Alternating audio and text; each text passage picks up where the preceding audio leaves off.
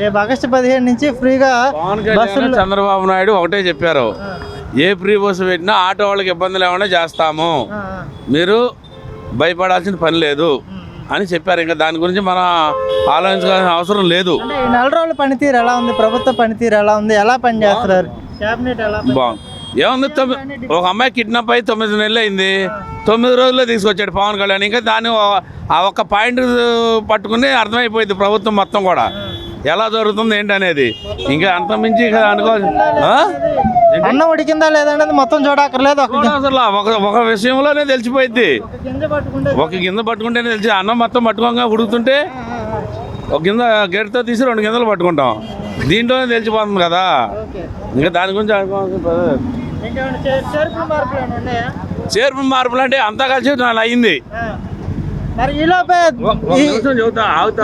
తిట్టేస్తున్నారు కదా తిట్టాడు, ఆడి బుద్ధి లేకపోతే తిడతాడు, వాళ్ళకి బుద్ధి అనేది లేకపోతే తిడతారు. అంతా కలిసి నెల అవల ప్రభుత్వం ఏర్పడి ఓకే 5 సంవత్సరాల పరిపాలన చేసినట్టు ఈ నెలలోనే చేయాలంటే ఎవరు చేయగలుగుతారు? అన్నం మొత్తం వండుతున్నావు, 3 పూటలు పూట తినగలుగుతావా? 3 పూటలు తింటాం. ఇది కూడా అంతే, క్రమేపీ నిదానంగా జరుగుతూ వెళ్తూ ఉంటుంది.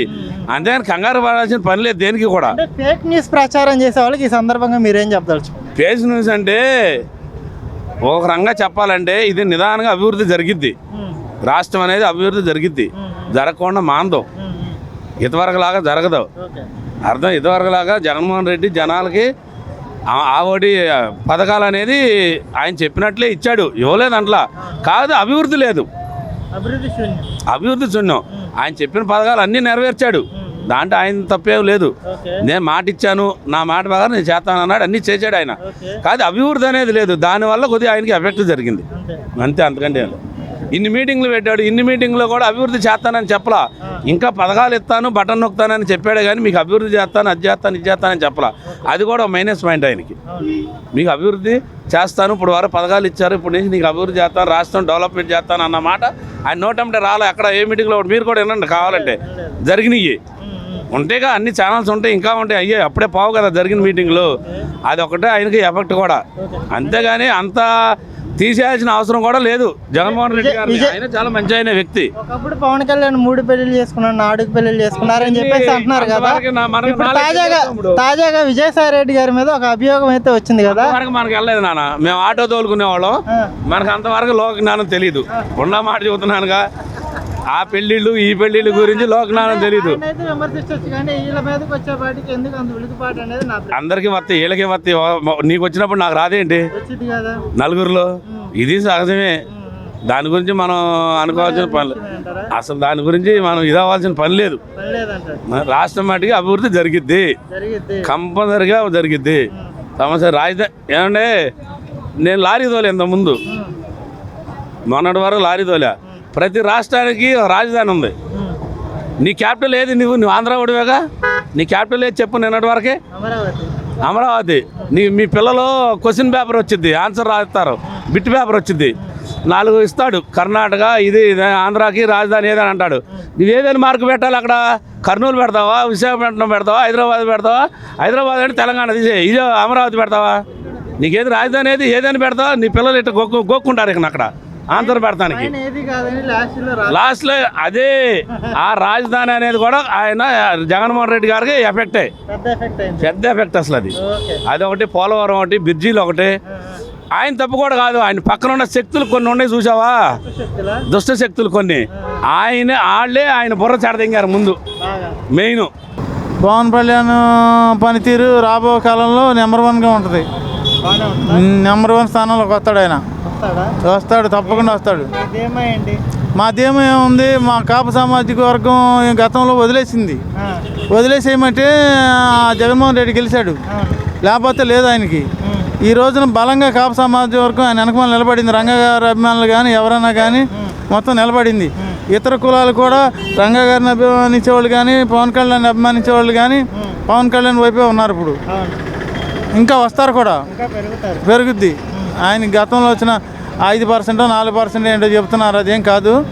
ఫుల్గానే మద్దతు పెరుగుద్ది ఆయనకి ఈసారి, ఫుల్గా పెరుగుద్ది, అందులో అనుమానం లేదు.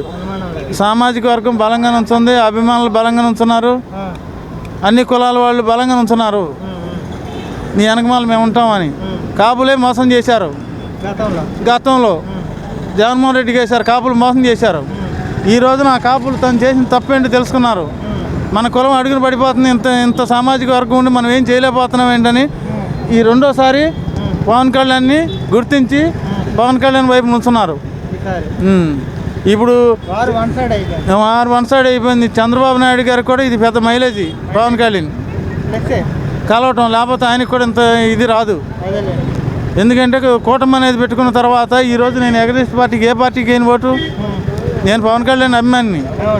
చంద్రబాబు నాయుడు వేయాల్సిందే, నేను నచ్చకపోయినా సరే అది కూటమి యొక్క విధానం. వాళ్ళకి వ్యతిరేకమైన వాళ్ళకి వేస్తే దానికి ఓటుకి విలువ లేదు కదా. అందుకే కూటమి అభ్యర్థులు ఎవరు ఎక్కడి నుంచి ఉంటే అక్కడ అందరూ కూడా వన్ సైడ్ వేశారు. పవన్ కళ్యాణ్కి మంచి బలం ఉంది. గతంలో చేసిన పొరపాటు ఏంటంటే కాపులు ఆయన పక్క నిలవలా, అంతే తేడా. ఈసారి నిలబడతారు. కొన్ని వేల కుటుంబాలు ఉన్నాయి విజయవాడలో. మరి వాళ్ళు ప్రభుత్వం ఏదైనా సరే ఆడవాళ్ళకి ఏదో ఒకటి స్కీమ్ వాగ్దానం చేసింది కాబట్టి ఆ వాగ్దానాన్ని వేరే రూపంగా ఇంకోటి ఇస్తామమ్మా మీకు ఏదో స్కీము అని ఇచ్చుకోవాలి. దానివల్ల ఎవరు నష్టపోరు. ఈ 5 కోట్ల మంది భరిస్తారు అది ఆ లాస్ని. ఇప్పుడు కేవలం ఈ ఆటో వాళ్ళు ఒక్కళ్ళే నెత్తినేసుకోవాలి ఈ మూట అంతా, ఆ భారం అంతా మేము నెత్తినేసుకోవాలి. ఆ చంద్రబాబు నాయుడు గారి దయ మరి కావాలని ఓట్లు వేసాం. పవన్ కళ్యాణ్ కూడా గెలిపించుకున్నాం. అది మరి వాళ్ళిద్దరూ మరి ఆలోచించి. నెల రోజుల ప్రభుత్వ పరిపాలన ఎలా ఉందంటే ఏం చెప్తారు? ఎలా ఉందంటే ప్రస్తుతానికైతే బాగానే ఉంది అనిపిస్తుంది. ఇది ఈ బస్సుల వ్యవహారంలో మాత్రం చంద్రబాబు నాయుడు గారు ఆలోచించాలి. ఇది అమ్మ మీకు అసలు మేము ఇచ్చాం, వాగ్దానం చేసాం, దీనికి నిమిత్తం మీకు 500 1000 నెలకి ఇస్తామని చెప్పి వాళ్ళకి చేసుకోవాలి. కానీ మాకేం గడుస్తుంది? అది గడవదు మాకు. ఆ 1000 రూపాయలు 1500 500 ఎంతో కొంత వాళ్ళకి ఇచ్చుకుని వాళ్ళు ఇచ్చిన హామీని రిటర్న్ తీసుకుంటున్నాం. అమ్మ మరి ఇన్ని కుటుంబాలు రోడ్డున పడుతున్నాయి అని చెప్పి వాళ్ళు చెప్పుకోవాలి. దానికి అది నా ఆలోచన. అయితే ఇప్పుడు ఉచితంగా ఇసుక తీసుకొచ్చారు కదా, ఈ ఉచిత ఇసుక అనేది పెద్ద నాటకం బూటకం అని చెప్పేసి వైసీపీ వాళ్ళు అంటున్నారు కదా. అంటే మనం ఇక్కడ ఈ ప్రాంతంలో ఉంటున్నాం కాబట్టి ఇసుక ఊరకనే దొరికింది కాబట్టి అసలు ఇసుక మీద మీ అభిప్రాయం ఏంటి? ఇసుక మీద అభిప్రాయం ఉంది. కొన్ని వేల మంది లక్షల మంది బతుకుతారు. ఇసుక ఫ్రీగా వచ్చి ఇల్లు కట్టుకుంటారు. సామాన్యుడు ఏదైనా ఒక రేకుల షెడ్ కట్టుకోవాలంటే 1 లక్షన్నర ఉంటే ఆడికి ఏదైనా స్థలం ఉందనుకో, గవర్నమెంట్ ఇచ్చింది కానీ ఏదైనా కానీ కట్టుకోగలుగుతాడు. అది 50,000 40,000 పెట్టి ఇల్లు ఏం కట్టుకుంటాడు? 4-5 లారీలు పడతాయి. 2 లక్షల రూపాయలు తినేసి ఇంక షెడ్ ఏం కట్టుకుంటాడు? కట్టుకోలేడు. మంచి పని అది. సీనరాజీ కట్టుకుని మామూలుగా ఇసుక తెచ్చుకునే విధానం మంచి విధానం. ఇది ప్రభుత్వానికి ఏం చెప్పేదేముంది? ఆటో డ్రైవర్గా అయితే మాత్రం దీన్ని వెనక్కి తీసుకోవాలని నేను ప్రభుత్వాన్ని కోరుకుంటున్నా. ఫ్రీ బస్ని. ఇసుక ఇవన్నీ పరిపాలన అంతా బాగానే ఉంది ఇప్పుడు వరకు ప్రస్తుతానికి. వాళ్ళ మీద ఏం ఆరోపణ చేయడానికి ఏమీ లేదు.